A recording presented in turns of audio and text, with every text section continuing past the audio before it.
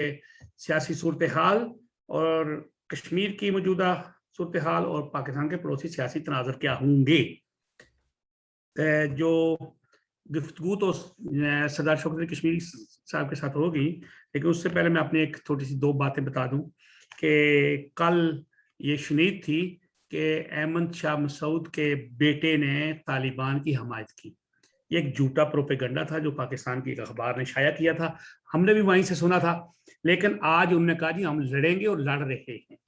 तालिबान का जो वो है उनके तर्जमान एक ज़बीउल्लाह मुजाहिद, उन्होंने कहा जी हमने वादी पंजशेर जो है उस पर कब्जा का मुहासरा कर लिया है और लड़ाई हो रही है, नुकसान होंगे। काबुल एयरपोर्ट पर एक अफगानी फौजी हलाक और 3 जर्मन फौजी जख्मी हुए हैं और 7 दूसरे सिविल लोग भी मर गए वहां पे। तालिबान ने वहां की सिक्योरिटी ले ली, उठा ली, यानी उनसे ले ली और काबुल एयरपोर्ट पर आग भी लग गई। मुमलकत खदादात की जो उज़्मा है उसने अपने ही मेंबर के अज खुद नोटिस पर अमल दरामद रोक दिया। वो एक सहाफ़ी का मसला था उस पर। तो खैर उज़्मा और आलिया की लड़ाइयाँ तो बड़े पुरानी चलती हैं और पाकिस्तान के जो अखबार हैं कुछ या कुछ ऐसे उनके अपने जो वो लिए हुए हैं सहाफ़ी, वो इस तरह का प्रोपेगेंडा करके झूठी खबर को इतना मुअस्सर बनाने की कोशिश करते हैं कि वो सच को बंदा फिर झूठ समझता है और झूठ को सच समझने की कोशिश करता है। तो मैं भी माजरत चाहता हूँ, मैंने कल बता दिया कर दिया कि भाई वो उनमें शामिल हो गए, लेकिन वो शामिल वामिल कोई नहीं, ये सिर्फ एक पाकिस्तानी अखबार का झटका था। उसके बाद आज़ाद कश्मीर के अंदर कश्मीर कौंसिल के लोग बन गए, 3 मेंबर बन गए। ख्वाजा तारक सईद बने, वो ख्वाजा सईद साहब के बेटे हैं। यूनुस मीर बने हैं और सरदार रज़ाक एडवोकेट सेंसा से भी वो कश्मीर कौंसिल के मेंबर में भी बोली लगेंगी। शौकत साहब से पूछेंगे क्या हो रहा है। अस्सलाम वालेकुम जी। जी वालेकुम सलाम। मैं सर सबसे पहले कल के आपसे भी माजरत चाहता हूँ, मैंने वो एक खबर ऐसी बना दी, तो मैंने जो पढ़ा था, जो मैंने सुना था उस पे था, तो वो बिल्कुल झूठ और झूठा प्रोपेगेंडा था एक अखबार का। उसमें मैं माजरत चाहता हूँ आपसे भी और अपने नाजरीन से भी। ना नहीं, मुझसे माजरत चाहने की जरूरत नहीं है। मैंने तो बल्कि उसी वक्त ये कहा था कि अभी अफगानिस्तान की सूरत हाल पे कोई आत्मी बात करना ये खासा मुश्किल है। आप ये देखिए कि कल ही बीबीसी के हार्ट टॉक में जो अमर साले हैं, जो नायब प्रेसिडेंट सदर। वाइस प्रेसिडेंट हैं, जी उन्होंने बड़ी खूबसूरती से अफगानिस्तान की सूरत हाल को एलिब्रेट किया और साथ में उन्होंने ये कहा कि बात यह है कि अमेरिका का अफगानिस्तान में आना it was a global decisions, चूंकि ये टेररिज्म के खिलाफ एक जंग थी जो जी हमारे वतन में लड़ी गई और उसके मतलूबा नताइज बरामद हुए बगैर ही अमेरिकन फौज का जो विड्रॉल है, जी। तो उन्होंने ये कहा कि हमने कभी भी ये नहीं कहा कि नहीं अफगानिस्तान में अमेरिकी फौजें मजीद क्याम करें। अलबत्ता उसने जो कहा कि हमारी कंसर्न जो है वो एक डेमोक्रेटिक अफगानिस्तान थी और है, और हम ये समझते हैं कि अफगानिस्तान की किस्मत का फैसला कुछ बंदूक बरदारों के हाथ में नहीं होना चाहिए, बल्कि ये जमहूर के हाथ में होना चाहिए। अफगानिस्तान जो है वो किसी एक का मुल्क नहीं है, बल्कि ये 35 मिलियन लोगों का मुल्क है और वक्ती तौर पर लोगों को यरगमाल बनाया जा सकता है, लेकिन कोई ज़्यादा अरसे तक यरगमाली लोग बने नहीं रहते। और उन्होंने तारीख के अप्स एंड डाउन्स पे भी गुफ्तगू की और बड़ी मौसर गुफ्तगू की। रियली मैं बड़ा मुतअस्सर हुआ उनके नैरेटिव से भी और उनकी गुफ्तगू से भी। जी बात यह है कि अफगानिस्तान में भले कल तालिबान जो है वो अपनी हुकूमत का यूनिलेटरली एक ऐलान कर दें और कोई सदर, कोई नायब सदर या कोई अमीर, कोई नायब अमीर बन जाएगा, और ये जाहिर है कि जिनके हाथ में ताकत है वो अपना कोई भी नाम रख सकते हैं। वो खलीफा भी रख सकते हैं, वो अमीर भी रख सकते हैं, और जो उनके नज़दीक शरैया है उसके नफाज का भी ऐलान कर सकते हैं। اور شاید ان کے حامیان جو ہے وہ اس کو ہی بہترین اسلام اور شریعہ سمجھ کے اس کی نہ صرف ہاں میں ہاں بلکہ بلند بانگ دعوے بھی کرنا شروع کر دیں.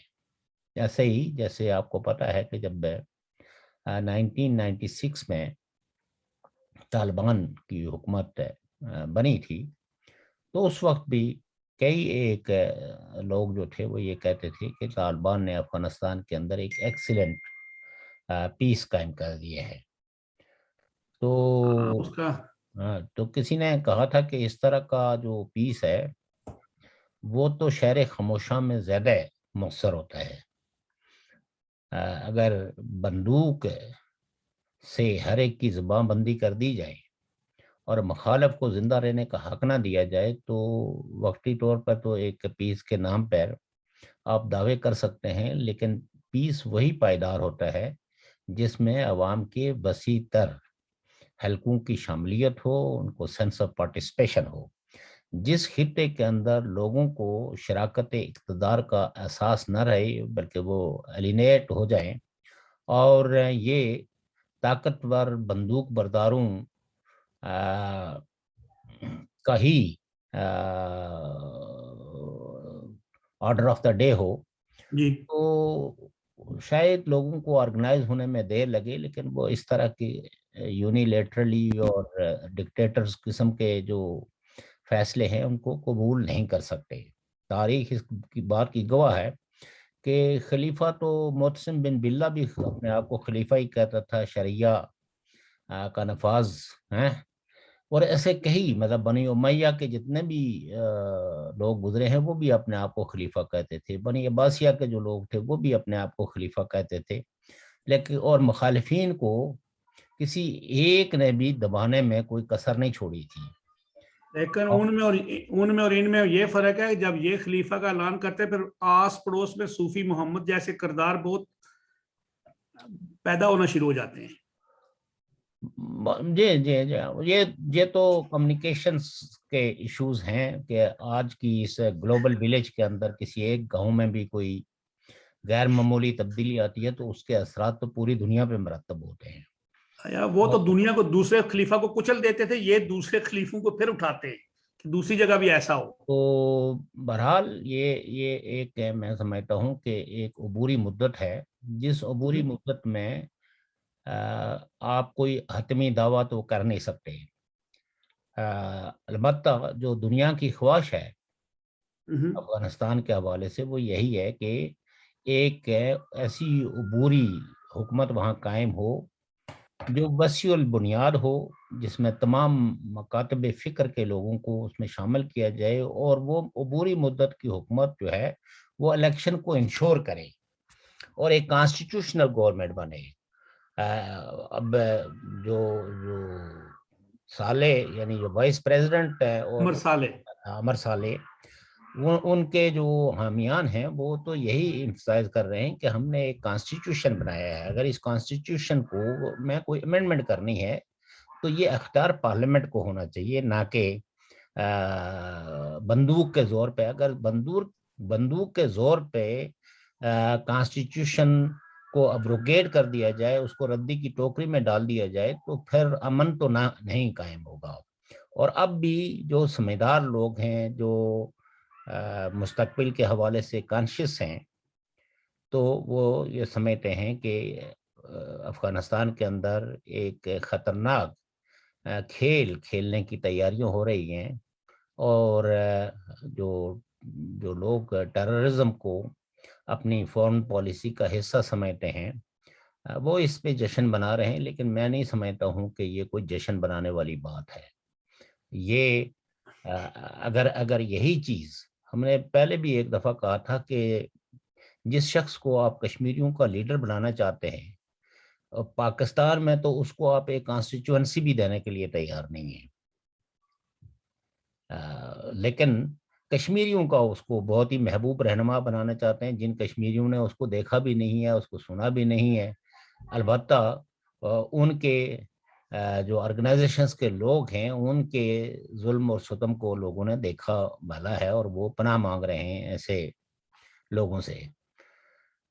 تو پاکستان کو ایک بات سمجھنے کی ضرورت ہے کہ جس چیز کو آپ اپنے لیے پسند نہیں کرتے وہ افغانیوں کے لیے آپ کیسے پسند کر سکتے ہیں. آپ کی قطع کلامی ایک سیکنڈ کی بات بتاؤں آج آپ کو. جی پاکستان کے ایک اخبار نے لکھا ہے جی کہ ہندوستان کے اندر جو طالبان کے حامی مسلمان ہیں ان پہ قہر نازل ہو رہا ہے.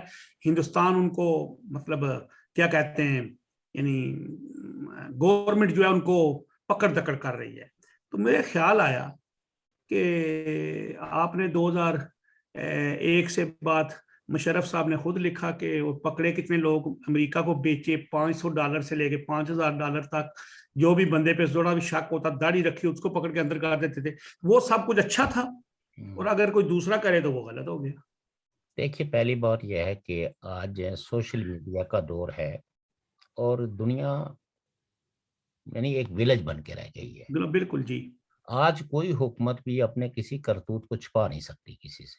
نہیں بہت مشکل ہو گیا ہے. ہندوستان میں کوئی 100-200 مسلمان نہیں رہتے, 22 کروڑ مسلمان رہتے ہیں. آفیشیل پتہ نہیں زیادہ بھی ہو جائے کوئی تھوڑے لیکن 22 اور کروڑ تو اگر میں کہتا ہوں کہ اس میں 2 کروڑ کم بھی کر دیے جائیں تو 20 کروڑ 20 تو ہیں. جی جی. تو 20 کروڑ لوگ. اور دوسری بات یہ ہے کہ ہندوستان کے مسلمانوں کی ایک طویل تاریخ ہے کہ وہ ان انتہا پسند تنظیموں کے ساتھ شاید اکا دکا لوگ جڑے ہوں, لیکن مسلمانوں کی ہندوستان کے اندر بسنے والے مسلمانوں کی وسیع تر اکثریت نے اپنے آپ کو ڈس ایسوسیٹ رکھا ایسے انتہا پسند گروہوں کو. اور کئی دفعہ ہم نے ٹی وی ٹاک شوز پہ بھی اور مختلف جگہوں پہ بھی مسلمان جو نمائندے آ کے بیٹھتے ہیں جی ان کی گفتگو سے کبھی بھی یہ محسوس نہیں ہوا کہ وہ کسی قسم کی کوئی ڈپریویشن جی فیل کر رہے ہیں. وہاں بہت سارے مسلمان جو ہے وہ پارلیمنٹ کے ممبر بھی ہیں اور بہت ناقد ہیں موجودہ حکومت کی پالیسیوں سے اور بہت بات کرتے ہیں وہ. جی. تو لہٰذا یہ کہنا کہ وہاں کوئی مسلمانوں نے جشن بنایا, وہاں سب سے بڑا مدرسہ مسلمانوں کا جو ہے وہ دارالعلوم دیوبند ہے اور دوسرا بڑا مدرسہ آج بھی جو ہے وہ دارالعلوم بریلی ہے. بالکل جی. اور ان دونوں مدرسوں کی جو سٹیٹمنٹ ہے وہ تو ان دعووں کے بالکل برعکس ہے. جی ہاں البتہ ایک بات جو ہمیں سمجھنی چاہیے کہ بعض ملکوں کی پالیسیاں تو سیکولر ہوتی ہیں لیکن لوگ کلی طور پر سیکولرزم کی آدرشوں کو سمیٹے نہیں ہیں. کچھ چھوٹے چھوٹے بزنسز پہ بھی تنازع ہوتے رہتے ہیں, ایسے جیسے آپ کے سامنے کراچی میں بیسیکلی آپ اگر دیکھیں تو پشتونوں کے خلاف ہے جو کراچی میں ایک تحریک اٹھی جی جس نے الٹیمیٹلی جو ہے وہ ایم کے ایم کی شکل اختیار کی. جی. تو ایک لڑکی کے ایکسیڈنٹ میں زیدی. جی جی. بشرا زیدی. بشرا زیدی. جی جی. اور پھر یہ ہے کہ اس کے بعد آپ یہ دیکھیں کہ وہ پنجابی پشتون اتحاد بھی بنا جو یہ کہتے تھے کہ جی ہم نے اپنے انٹرسٹ کو ڈیفینڈ کرنا ہے, اور کئی وارز ہوئی, لڑائیاں ہوئی اور باقاعدہ مورچے بند سچویشنز تھی. کئی کالونیاں جہاں پنجابی پشتونوں کی اکثریت تھی وہاں بھی لوگ مورچہ بند تھے. تو بات یہ ہوتی ہے کہ بعض دفعہ, اور مسئلہ کیا تھا, مسئلہ یہ تھا کہ جو بزنس اپرچونیٹیز تھی وہ دوسرے لوگوں نے جو ہے وہ کافی حد تک وہ اس میں, جیسے مطلب یہ کہ چنوٹی برادری ہے جو originally they are from Punjab, اسی طرح ٹرانسپورٹ پہ جو ہے وہ پشتونوں کا, شپ یارڈ پہ پشتونوں کا. تو مہاجروں کو لگا, یعنی کراچی میں اردو سپیکنگ کو لگا کہ ہمارے ہاتھ سے سب کچھ چھینا جا رہا ہے اور ہم بے بس اور بے دستوپا ہو گئے ہیں. اس لیے کہ آپ کو پتہ ہے کہ انڈسٹری یعنی صنعت کار تبھی آدمی بنتا ہے کہ اس کو بینک لون دے, اور اگر بینک لون نہ دیں تو وہ کمیونٹی جو ہے وہ ترقی کی اس دوڑ میں نہیں وہ مقابلہ کر سکتی جن لوگوں کو بینکوں سے بڑے بڑے لونز ملتے ہیں اور بالآخر بعد میں وہ لونز معاف بھی ہو جاتے ہیں. تو اس حوالے سے جو کراچی کا سنجیدہ طبقہ تھا جن کے بزنس انٹرسٹ تھے, کمرشل انٹرسٹ تھے, طبقاتی مفادات تھے, تو انہوں نے اپنے ان طبقاتی مفادات کے تحفظ کے لیے اس بات یہ سوچ ان میں آئی کہ ہماری اپنی ایک پولیٹیکل آرگنائزیشن ہونی چاہیے جو ہمارے تحفظ کے لیے کچھ کر سکے. تو اس طرح اگر ایم کے ایم اور اس وقت کی جو اسٹیبلشمنٹ تھی اس نے بھی شاید کئی ایک جگہوں پہ اس کو سپورٹ بھی کیا ہو، چونکہ ان کے نزدیک اسٹیبلشمنٹ کے نزدیک یہ تھا کہ پنجاب مطلب سندھ کے اندر جو ڈیموکریٹک موومنٹ تھی، ایم آر ڈی کی موومنٹ، وہ بڑی اسٹرانگ تھی اور سندھ کے اوورال لوگوں کی بڑی تعداد جو ہے وہ جمہوری پاکستان میں جمہوریت کی بحالی کے لیے جو ہے وہ اراول دستے کا کردار ادا کر رہے تھے. تو ایسے میں انہیں ایک ایسی آرگنائزیشن چاہیے تھی جو لسانی مفادات، لسانی بنیادوں پہ اپنے مفاد، اپنی کمیونٹی کے مفاد کی بات کریں اور ایک تقسیم ہو. تو اس طرح ہندوستان کے اندر بھی یقیناً چھوٹی چھوٹی جو بزنس کمیونٹیز ہیں، مسلمان ہیں، تو اس کے مقابلے میں اگر ایک سبزی والا ہندو ہے تو اس سبزی والے کی یہ خواہش ہوگی کہ یہ مسلمان جس نے میرے مقابلے میں سبزی کی دکان کھولی ہوئی ہے، اس کی دکان بند ہو جائے تو میری دکان سے زیادہ مال بکنا شروع ہو جائے گا. اور اس طرح کے گلی محلوں کے اندر فسادات ہوتے ہیں یا ہوئے ہیں. تو ان کو اگر پورے مسلمانوں کی یا ان چھوٹے واقعات کو پورے ہندو کمیونٹی جو 80 کروڑ کے قریب ہے یہ ان کے فیصلہ سمجھا جائے تو میں سمجھتا ہوں کہ یہ بہت سطحیت ہوگی. اور اس میں وہی جو کچھ لوگوں کی سائیکی میں جو اینٹی انڈیا ہے وہ چھوٹی چھوٹی باتوں کو بھی پہاڑ بنا کے پیش کرتے ہیں اور اپنے پہاڑوں اتنی غلطیوں کو بھی ماننے کے لیے تیار نہیں ہوتے اور اس کو کہیں نہ کہیں کسی نہ کسی نظریے کے لبادے میں ان کو جو ہے وہ نیکی بنا کے پیش کرنے کی کوشش کرتے ہیں. تو یہ پاکستان میں ایسے لوگ ہیں جن کو ہم گزشتہ 70 سالوں سے دیکھ رہے ہیں. انہوں نے امریتوں کے حوالے سے بھی بڑے بڑے آرٹیکل لکھے اور امریتوں کے سے جو ہے نا جو سوتے انہوں نے جو دودھ اور نہر کے سوتے انہوں نے وہاں سے رواں دواں کیے. تو وہ پاکستان کے جو محنت کش لوگ ہیں، پاکستان کا جو عمومی پاکستانی ہے، اس نے تو وہ دیکھے ہیں، ان کے دعوے بھی دیکھے ہیں اور ان کے کرتوت بھی دیکھے ہیں. تو ایسا کچھ بھی نہیں ہے کہ افغانستان کے اندر جو ہے وہ ظاہر ہے کہ جو افغانستان کے طالبان کی آئیڈیالوجی سے جو متاثرہ لوگ ہوں گے، جو اسی طرح کے عزائم رکھتے ہیں، وہی خوش ہو سکتے ہیں اور وہی اپنے اندر یہ امید پیدا کر سکتے ہیں کہ شاید ایک وقت آئے کہ ہم بھی پاکستان میں جو ہے وہ فتح مندی سے ہمکنار ہوں. جس میں اور یا مقبول جان صاحب کا اگر ایک لمبا چوڑا آرٹیکل انہوں نے لکھا اور میں سمجھتا ہوں کہ اس پہ کسی تبصرے کی ضرورت نہیں ہے. یہ انہوں نے نمائندگی کی ہے پاکستان کے سارے ریڈیکلز کی خواہشوں.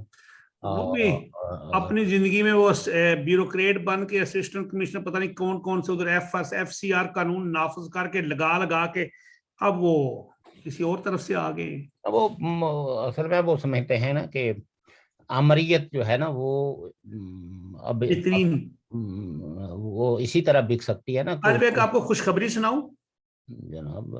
ہوا یہ ہے کہ میں شہر سے آیا تو مجھے نیند آ رہی تھی، میں لیٹنے لگا تو ایسے ہی کوئی کھولا تو کوئی کتاب کھل گئی، فلسفہ کارل مارکس. حالانکہ میرے لیے بڑے عرفے ممنوع تھے کسی زمانے میں، پڑھنا تو بڑی دور کی بات ہے، نام پڑھنا بھی. تو جب میں نے پڑھنا شروع کیا تو وہ 5 مئی 1818 کو پیدا ہوئے. اور کارل مارکس سے پہلے جتنے بھی بزرگ میں کہتا ہوں کہ بزرگ جو جتنے بھی لوگ یعنی ہدایت کے لیے یا کسی فلسفے کو لے کے آئے، اس میں نبی بھی ہیں، رسول بھی ہیں. تو انہوں نے یہی بتایا کہ سماجی انصاف کا درس تو دیا، لیکن ساتھ بتایا کہ ہماری اصل اور حقیقی زندگی مرنے کے، یعنی یہ ساری چیزیں ہمیں مرنے کے بعد ملیں گی. تو کارل مارکس کا فلسفہ میں تھوڑا پڑھا، میں نے کہا شوکت صاحب سے پوچھوں گا کہ ذرا مجھے سمجھائیں گے کسی وقت ایک اچھا پروگرام کر کے لوگوں کو بھی، دوستوں کو بھی، کہ جس نے زندگی میں بتایا کہ اگر تمہیں یہاں پہ انصاف نہیں ملے گا، تمہیں کھانا یہاں پہ نہ ملا، کام یہاں پہ نہ ملا، کپڑے یہاں پہ نہ ملے، مکان یہاں پہ نہ ملا، تو پھر آگے جا کے ملے بھی تو کیا، وہ مرنے کے بعد تو کوئی بڑا فائدہ نہیں ہوگا. دیکھیں بات یہ ہے نا کہ سائنس جو ہے اور معیشت، سماجی سائنس اس کی ہے جی، بس وہ اسی دنیا کے معاملات کو ڈیل کرتی ہے. جس دنیا میں ہم رہ رہے ہوتے ہیں اس دنیا کے جو عمومی مسائل ہیں، جو طبقاتی مسائل ہیں، جو معاشرتی مسائل ہیں، ان مسائل کے حل، ایسے ہی جیسے کارل مارکس کا ایک بڑا مشہور قول ہے کہ اب تک دنیا بھر کے فلسفیوں نے دنیا کی تشریح کی ہے، کارل مارکس نے کہا کہ ضرورت اس امر کی ہے کہ اس دنیا کو بدلا جائے، یعنی ایک جدت دی جائے، نئی چیز دی جائے، بدلا جائے. تو کبھی آپ اگر پروگرام کریں گے تو کریں گے اس پر، کیونکہ آج میں ابھی تھوڑا پڑھتا ہوں، میں وہ کتاب پوری میں نے لکھ لی ہے. کارل مارکس کی تعلیمات پہ، ان کے فلسفے پہ، ان کی جدلیاتی اور تاریخی مادیت پہ جو انہوں نے تعریف کی، میں تو ذرا تھوڑا سمپل کر کے اس لیے بتاتا رہتا ہوں کہ اگر وہ پیورلی اسی زبان میں، چونکہ بیسیکلی وہ معاشرے کی پوری سائنس ہے، اس پہ پورا پروگرام کریں اور گے. کارل مارکس کا کمال یہ ہے کہ اس نے 3 قوانین دریافت کیے، جی. اور یہ بیسیکلی ایک طرح کی مکمل سائنس ہے. اگر آپ کو سائنس سے کوئی شدھ بدھ نہیں ہے تو استاد کے بغیر مارکسزم کو بھی سمجھا نہیں جا سکتا. جیسے the law of quantity into quality, the law of negation of the negations, the law of unity of opposite. تو یہ وہ 3 قوانین ہیں، یہ وہ 3 سرچشمے ہیں. اگر اس کی تعبیر و تشریح کو سمجھا جائے تو ان قوانین کے گرد ہی سماجی سائنس جو ہے وہ چل رہی ہے. یعنی آپ دی لا آف نیگیشن کو سمجھیں کہ آپ اپنی کھیت میں اس کو تیار کرتے ہیں اور ایک بیج ڈالتے ہیں اس میں، اور وہی بیج جو ہے، چاہے وہ گندم کا بیج ہو، وہ چاول کا بیج ہو، چاہے وہ مکئی کا بیج ہو، وہ اس کی کوالٹی یہ ہے کہ وہ ہزاروں اگر نہیں تو کم از کم سینکڑوں کی تعداد میں ایک بیج جو ہے وہ آپ کو کوانٹٹی دیتا ہے. کوانٹٹی تو ایک بیج کی تھی، لیکن کوالٹی میں وہ بیج، ایک بیج جو ہے وہ سینکڑوں بیجوں میں تبدیل ہو گیا.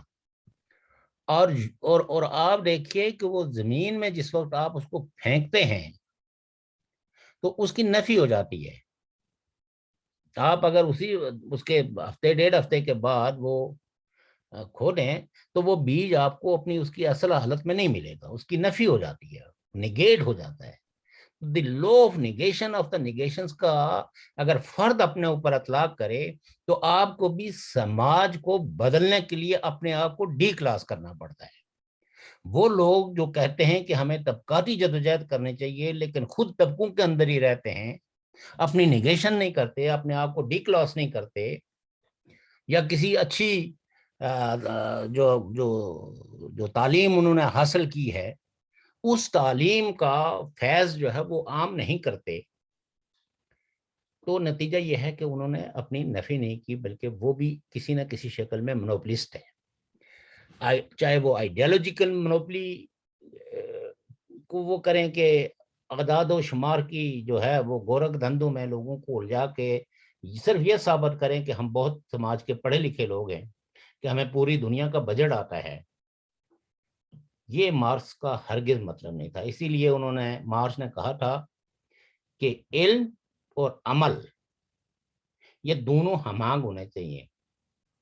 علم کے بغیر عمل اور عمل کے بغیر علم، یہ دونوں اندھیرے میں ٹامکٹویاں مارنے کے مترادف ہوگا. عمل کے بغیر علم آپ کو شیطانی راستہ دکھا سکتا ہے، آپ کو شیطان جیسی بریت، غرور دلا سکتا ہے، لیکن عمل اس کے ساتھ ہوگا تو وہ آپ کو صوفیوں کے راستے پہ چلنے کی راہ دکھائے گا، کہ اپنے لوگوں کے ساتھ کس طرح یکجہتی کرنی ہے، ان کو کیسے آپ یعنی پاورٹی لائنوں سے ان کو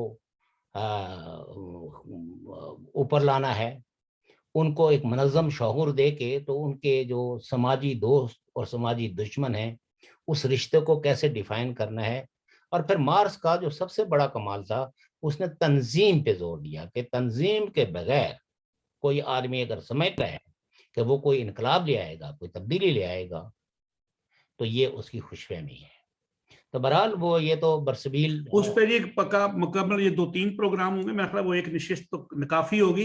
لیکن یہ میں نے دیکھا ہے کہ جس طرح نیوٹن نے وہ کش ثقل والا ایک قانون ڈھونڈا تھا یا اس کا فارمولا تھا یا اس کی ایجاد تھی، اسی طرح کا جو میں نے جو تھوڑا سا وہ پڑھا ہے اس نیوٹن میں کے بھی 3 لاز ہیں، اور جس میں مطلب یہ کہ ایک قانون جس کو بہت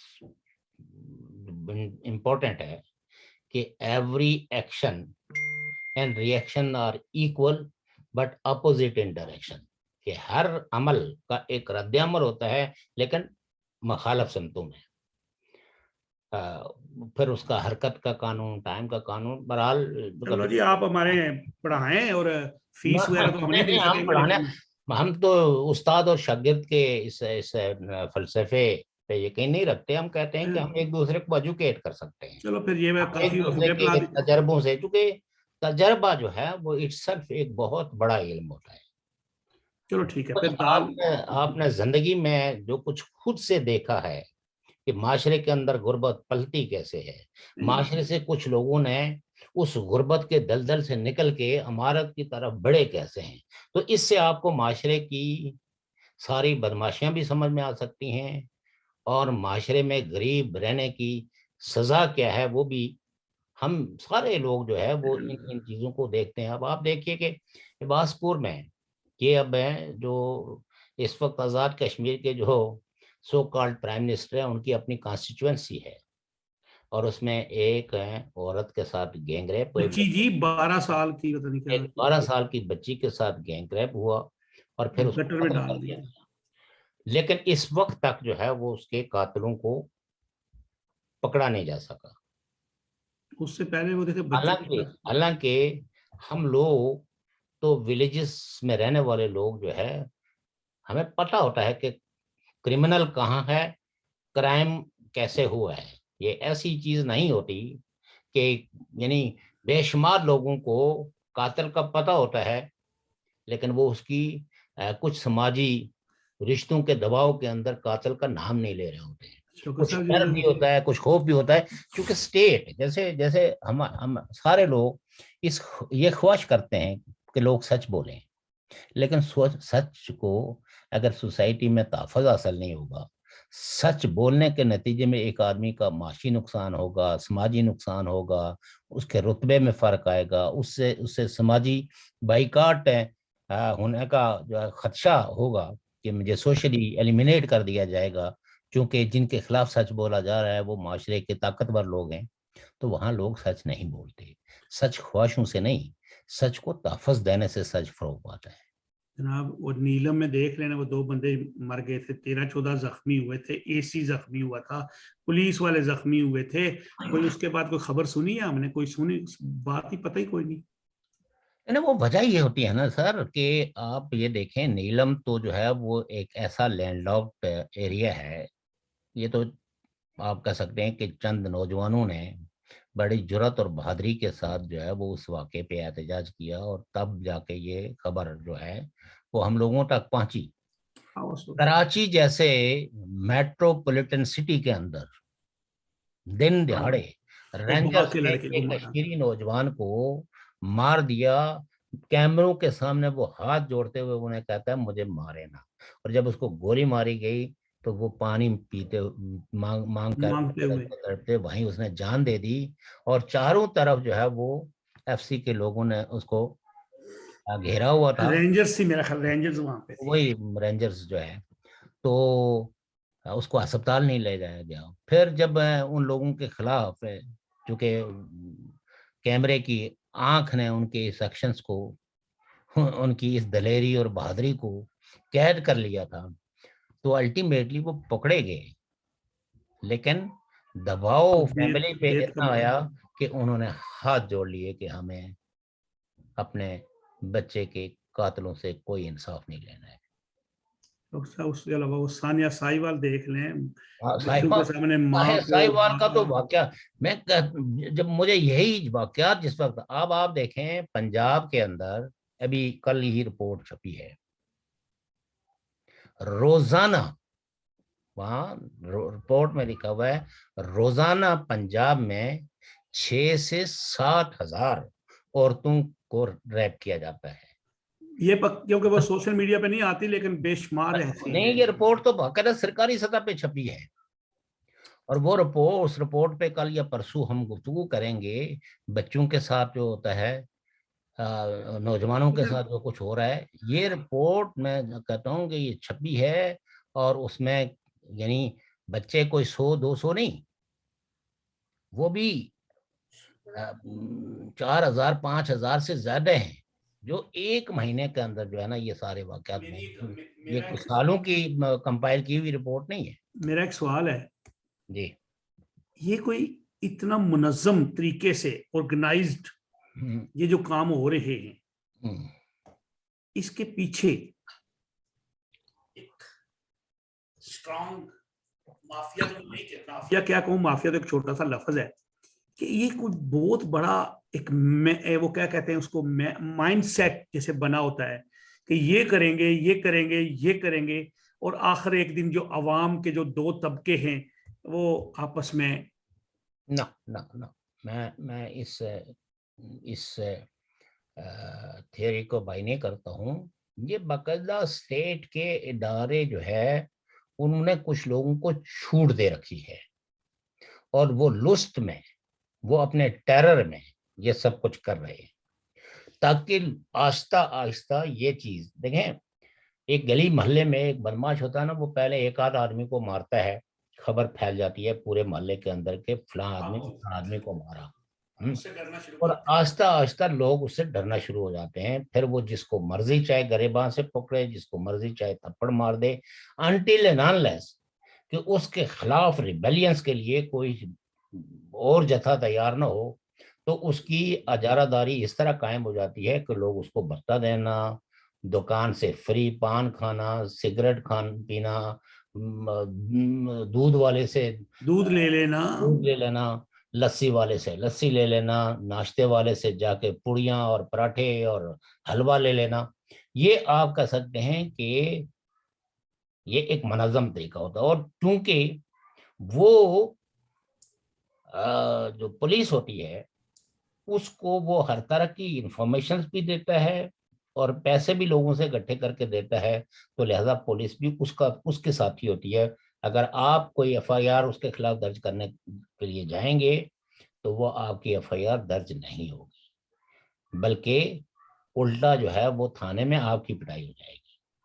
اور آج بھی آپ دیکھیں اس پہ سینکڑوں جو ہے وہ آرٹ موویز بن چکی ہوئی ہیں. جو یہ آرٹ موویز کیا ہے، یہ سماج کا ایکس ہے کہ سماج میں جو کچھ ہو رہا ہوتا ہے دراصل اسی پہ موویز بنتی ہیں.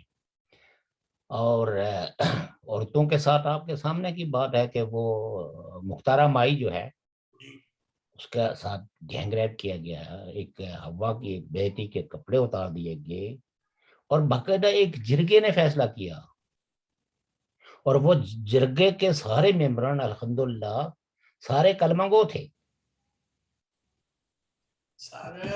بلوچستان میں ڈاکٹر شازیہ کے ساتھ ریپ ہوا، نواب اکبر بگٹی نے آواز اٹھائی، جنرل صاحب نے کہا وہاں سے ماریں گے جہاں سے نظر نہیں آؤ گے، میزائل مار کے 80-85 سال کے بڈھے کو مار دیا. آپ یہ سمجھے نا کہ Nawab Akbar Bugti he was a nawab, he was a sardar, Bugti قبیلے کا وہ سردار تھا. جی اور پاکستان کے تقریباً سارے ہی عہدے انہوں نے انجوائے بھی کیے تھے. جی لیکن جس وقت وہ ایک عورت کے ریپ کے خلاف کھڑا ہو گیا، جی ریاست نے اس کو مارنے میں ایک لمحہ بھی دیر نہیں کی. بالکل ایسے ہی ہوا ہے، اور یہ آن ریکارڈ چیز ہے. اور پھر یہ ہے کہ پاکستان کی اسٹیبلشمنٹ، ان کے نمائندے، وہ جو ڈائسپورا کے اندر جو کوئی انسانی حقوق کی بات کرتے ہیں، جو اس طرح کی نیوز کو ہائی لائٹ کر کے تو ورلڈ کمیونٹی کو کہتے ہیں کہ آپ وہاں بھی توجہ دیں، آپ صرف اپنے اسٹریٹجک پارٹنر نہ تلاش کریں، آپ جیو پالیٹکس میں ایریاز کی جیو پولیٹیکل اہمیت نہ دیکھیں، بلکہ وہاں بسنے والے لوگوں کے روزمرہ کے معمور کو بھی دیکھیں، تو ان کو قتل کرنے کی دھمکیاں ملتی ہیں. یہ اب ریکارڈ میں آ چکا ہے، ڈان اخبار نے بھی اس کو رپورٹ کی ہے، آپ کہ گارجین نے بھی رپورٹ کی ہے، جس میں 3-4 بلاگرز کو تو اوپن، لیکن تھریٹ تو کل محمود کشمیری صاحب کو ایک صاحب نے تھریٹ کیا ہے کہ ہم نے آپ کی زندگی پہ کانٹا پھیر دیا ہے۔ اب محمود کشمیری جو ہے وہ ایک الائنس کا، کشمیری قوم پرستوں کے ایک الائنس کا چیئرمین ہے، یہ انگلینڈ والے؟ جی، اور برٹش سٹیزن ہے۔ ہاں، اس شخص کو بھی انہوں نے آج مجھے وہ میسج سمیت مجھے فارورڈ کیا، جس میں ان کو کہا کہ آپ نے اپنی لام بندی نہ کی۔ انگلینڈ میں؟ جی ہاں، لام بندی ہوں، یعنی ہوں۔ ہمیں برطانیہ کے اندر، یورپ کے اندر لوگوں کی لام بندی کے لیے ان کو دھمکیاں دی جا رہی ہیں،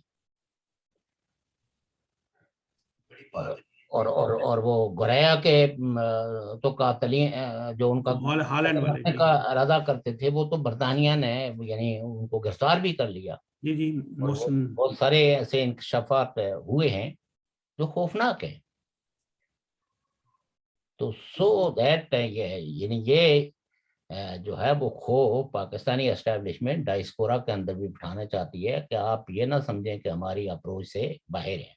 اور انفارچونیٹلی سر جنگ کے عہد میں ان ملکوں نے، خاص کر کے ایڈوانس کنٹریز نے، ایسی چیزیں انسانوں کو، اپنے مخالفین کو مارنے کے لیے ایجاد کی ہیں، اور وہ ان تیسری دنیا کے بدلے ملکوں کے ہاتھوں میں لگی ہوئی ہیں کہ جو اب وہ ہر مخالف کو اگر صرف ایک سوئی چبو دیں تو اس کو پتہ بھی نہیں لگے گگا کہ میرے ساتھ کیا ہوا، وہ خارج کرتے کرتے جناب وہ زہر بن کے۔ چلو وہ تو خیر، چلو جو ہوگا، لیکن یہ بڑی عجیب سی بات اور بڑی میرے اپنے مذمت سامنے بات ہے، عجیب کیا بات ہے۔ قابل مذمت یہ ہے کہ قابل مذمت سے بھی اوپر کوئی لفظ ہو کہ انگلینڈ کے اندر بیٹھے ہوئے ایک شخص کو اس طرح کی دھمکی دینا، یہ تو گورنمنٹ آف برطانیہ کی بھی سیکورٹی کو چیلنج ہے، اور ایک معزز اور مہذب ملک اور مہذب معاشرے کے اندر رہ کے ایک دہشت گردی کی فضا قائم کرنا، یہ تو نہایت ہی بہت بڑا جرم ہے۔ وہ مریں یا نہ مریں یہ بعد کی بات ہے، کوئی مجھے مارے یا نہ تو مارے میں آپ بعد کو کی بات۔ بتاؤں کہ ہمارے پارٹی کے کارکنوں کو بھی انگلینڈ میں، خاص کر لیڈز میں چند دوستوں کو بڑی سویر قسم کی تھریٹ، بلکہ ان کا ایک ہمارا جو صدر تھے ان پہ تو حملہ آور بھی ہوئے، وہ پھر پولیس میں کمپلین بھی ہوئی، اور دین ان کو جو ہے وہ پولیس نے وہ تو خیر دیکھیں نہیں، یہاں پر بھی آپ کے ہمارے ہمیں پتہ ہے کیا کچھ کیا، لیکن ہم نے ان کو ٹھیک ہے جو بھی کیا، لیکن مقصد یہ ہے کہ یہ بہت بڑی، مطلب میں سمجھتا ہوں کہ انتہائی تشویشناک بات ہے کہ یس۔ آپ کسی کو انگلینڈ کے اندر یا یورپ کے اندر ایسا ایک سیاسی کارکن کو، وہ کوئی ہی از ناٹ کریمنل پرسن، وہ تو ایک سیاسی بندہ ہے، وہ سیاسی کرمنل بات ہے تو کرتا اس کو جن جگہوں پہ رہتے ہیں وہاں کی حکومتیں ان سے ان کی کرمنل ایکٹیویٹیز پر کوئی رکھتی ہیں، وہ تو کسی ملک کو جو ہے، پاکستان کو تو یہ حق نہیں ہے کہ وہ ان کی کسی ایکٹیویٹی کو، اور اگر ان کو ان کی کسی گفتگو سے، ان کی کسی پروٹیسٹ سے، کسی تقریر سے اگر کوئی تکلیف ہے تو وہ برطانیوں کو کمپلین کریں ایز اے ریسپیکٹڈ اسٹیٹ کے طور پہ کہ ہاں بھائی آپ کے یہ شہری ہمارے بارے میں یہ بات کرتا ہے جو بیس لیس ہے، تو پھر اس کی انکوائری کی جائے کہ آیا جو کچھ ہم کہہ رہے ہیں یہ بیس لیس ہے یا یہ حقائق میں مبنی ہے۔ تو یہ ایسی چیزیں نہیں ہیں کہ جو قابل برداشت ہیں، اور زندگی اور موت کا تو بہرحال ہم اس پہ یقین رکھتے ہیں کہ موت نے آنا ہے، لیکن شاید کچھ ریاستوں کو بڑی بڑی حق ہے، جلد۔ وہ تو آنی ہے، وہ تو جو وقت متعین ہے۔ اچھا شوق صاحب، آتے ہیں پھر پروگرام کی طرف ہم لوگ۔ یہ جو آج فائرنگ ہوئی ہے ایئرپورٹ پہ کابل میں، اور میں 7 لوگ تو نارمل شہری جو ہیں وہ ان کی ڈیتھ ہوئی ہے، اور 2 یا 3 جو ہیں وہ جرمن اہلکار شدید زخمی ہوئے ہیں، اور افغان ایک فوجی بھی ہوا ہے، اور اس کے بعد دوسری بات ہے اس پہ آگ بھی لگا دی گئی، اور انہوں نے سیکورٹی کا چارج بھی لے لیا۔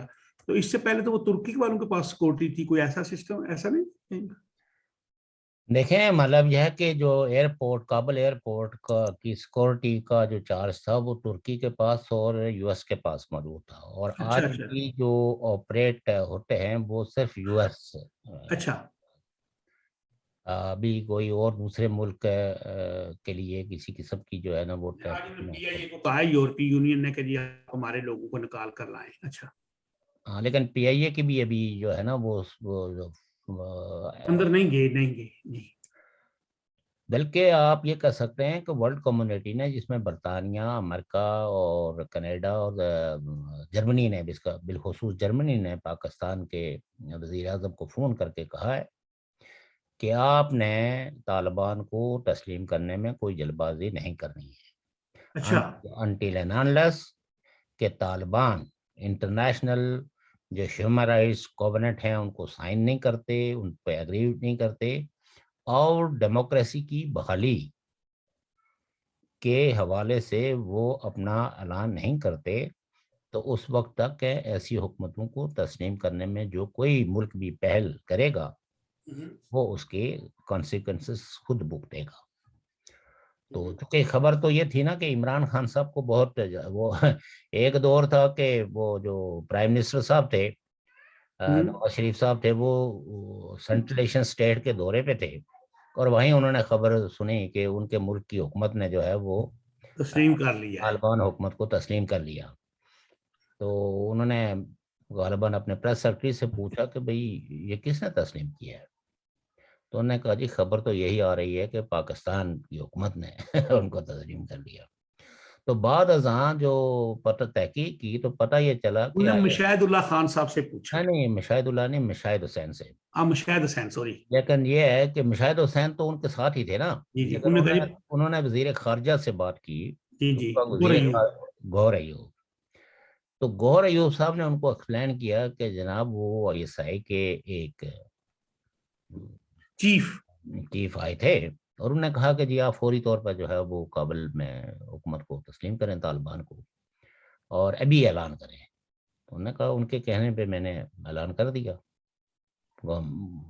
یعنی آپ یہ اندازہ کریں کہ ایک آئی ایس آئی کا چیف جو ہے وہ اس حکومت کی فارن پالیسیوں کو ڈیفائن کرتا ہے. یہ کوئی پروپیگنڈا نہیں ہے. دنیا ساری اب جان چکی ہے کہ پاکستان میں وزرائے اعظموں کی حیثیت کیا ہوتی ہے.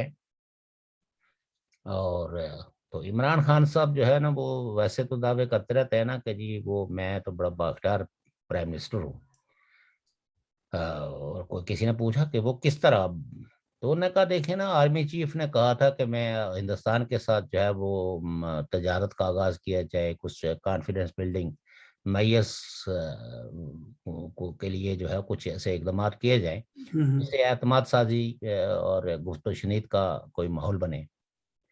تو میں نے اس چیز کو ریجیکٹ کر دیا. تو اگر اڑوس پڑوس میں تعلقات کے لیے کوئی، اگر آپ کا ظاہر ہے جنرل باجوہ صاحب تو ان کے دشمن نہیں ہیں، وہ تو ان کے محسن ہیں.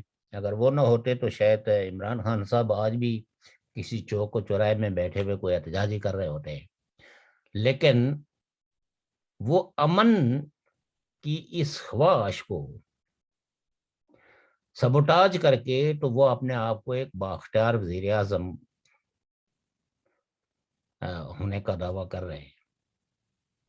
اس سے یہ ثابت، حالانکہ آج سے اگر آپ کچھ مہینے پہلے دیکھیں تو انہوں نے کہا جی میں نے تو پہلے تو وہ مودی صاحب کی کامیابی کی دعائیں کرتے تھے، جب کامیاب ہو گئے تو اس کے بعد انہوں نے کہا کہ مودی صاحب میرا فون ہی نہیں اٹینڈ کر رہے. اور تو یہ پاکستان کے جو چھوٹے حکمران ہیں نا، چھوٹے دماغوں کے، اب یہ کہیں یہ تو نہیں ہے کہ عمران خان کے کندھے پہ کسی اور کی بندوق ہے، ادھر بڑی بندوق کسی اور کے پاس ہے. یہ چھوٹی اور بڑی بندوق آپس میں کوئی، بندوق چھوٹی ہو یا بڑی ہو، بڑے کی ہو یا چھوٹے کی ہو، اصل مسئلہ یہ ہوتا ہے کہ آپ کے ساتھ تو ایک ٹیگ لگا ہوا ہے نا کہ you are the prime minister of Pakistan. دیکھیں نواز شریف صاحب نے چند ایک ایسی پولیٹیکل غلطیاں کی ہیں. وہ کہتے ہیں نا کہ جو مکہ لڑائی میں آپ کو یاد نہ آئے، بعد میں یاد آئے کہ مجھے تو وہاں مارنا چاہیے تھا، ناک میں مارنا چاہیے تھا، جبڑے پہ مارنا چاہیے تھا، تو بہتر یہ ہے کہ بعد میں افسوس کرنے کے بجائے وہ مکہ آپ اپنے منہ پہ ہی مار دیں. تو جب کارگل یعنی پیس کا وہ پروسیس جو دونوں سویلین حکومتوں نے انیشیٹ کیا تھا اس کو سبوٹاج کرنے کے لیے، جو قوتیں اعلی کار بنی ان کے خلاف ان کو تادیبی کاروائی کرنی چاہیے تھی. وقت نہیں اگر انہوں نے دیا. نہیں، وقت دیکھیں، وقت کوئی دیتا نہیں ہے، وقت لینا پڑتا ہے. بس ہاں، دیا تو اگلے نے کوشش تو کی. اب دیکھیے، ایک آدمی جو ہے وہ پاکستان میں کہتا ہے ریاست مدینہ، روزانہ ریاست مدینہ ریاست مدینہ، اور اس کے چاہنے والے بھی ریاست مدینہ کہتے ہیں. لیکن کوئی ان سے پوچھے کہ یار ریاست مدینہ تھی کیا، اس کی کیا اغراض ہم کہہ سکتے ہیں؟ کیا وہ کوئی تھیوکریٹک اسٹیٹ تھی؟ کیا وہاں کوئی اسلامی قوانین تھے؟ ایک رول آف بزنس تھا کہ بھئی ہم لوگ جو یہاں مدینہ میں بستے ہیں سارے کمیونٹی مل کے اس کا تحفظ کریں گے، بیرونی حملوں سے اس کو بچائیں گے، اور یہاں رہنے کے لیے ہم ایک دوسرے کے ساتھ اس طرح کے برتاؤ کریں گے. میں کوئی اتنا بڑا عالم تو نہیں ہوں، نہ ہی بڑی، لیکن ریاست مدینہ نام کی کوئی مملکت نہیں تھی. ایگزیکٹلی نہیں تھی، یو آر ایبسولوٹلی رائٹ.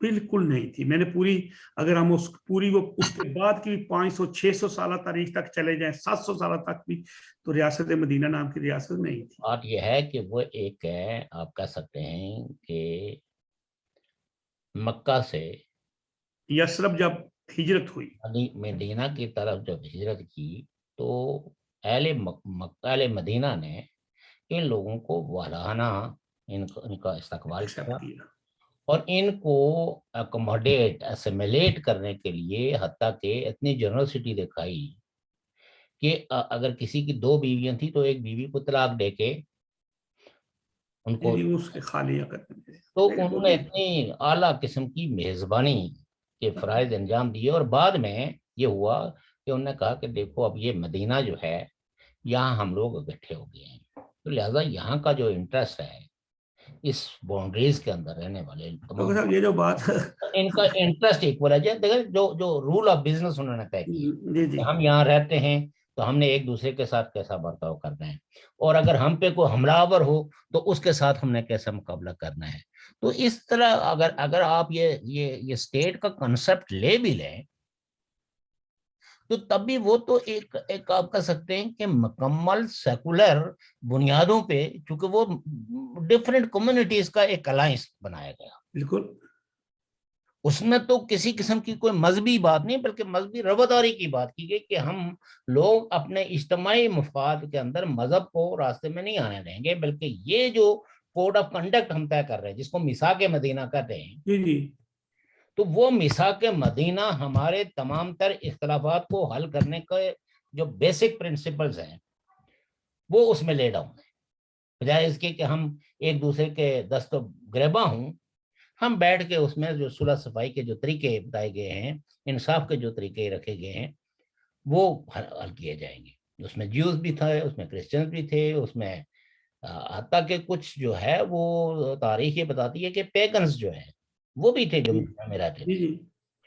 اور اس میں تو رسول اللہ صلی اللہ علیہ وسلم نے فرمایا نا کہ جو تم پہ حملہ کرے گا ہم تمہارے ساتھ ہیں، جو ہمارے ساتھ آئے گا تم ساتھ ہو. ہم ایک دوسرے کے ساتھ لڑیں گے نہیں، جھگڑا نہیں کریں گے، لڑائی نہیں کریں گے، ایک دوسرے کے مال و اسباب کی حفاظت کریں گے، قافلوں کی حفاظت کریں گے، تجارتی، مطلب اس طرح کے وہ معاہدہ ہے نا وہ پورا. جی اسی طرح تو میں کہتا ہوں کہ اگر اس میں سے کوئی چیز سمجھنے کی تھی تو وہ پاکستان میں سب سے پہلے فرقہ وارانہ ہمانگی اور تمام طبقوں کو ایکول کرنے کے اقدامات کرتے. تو ہم یہ کہتے ہیں کہ چلو جی انہوں نے کم از کم وہاں سے کوئی وزڈم، دیکھا نا دنیا کے اندر جو بھی واقعات ہوتے ہیں، جو معاہدے ہوتے ہیں، وہ آپ کو ایک کامن وزڈم دیتے ہیں. آپ کو ایک ایسا ورثہ منتقل کرتے ہیں کہ اس ورثے کی بنیاد پہ آپ اپنی سوسائٹیز میں بہتری اور بدلاؤ لا سکتے ہیں. وہ تو آپ نے کیا نہیں ہے. آپ بات کر رہے ہیں فرقہ وارانہ ہم آہنگی کی. جی، میرے ایک مولوی اور علامہ ہیں، دوست ہیں میرے، بڑے بچپن کے، ہم لنگوٹیے دوست سب نے.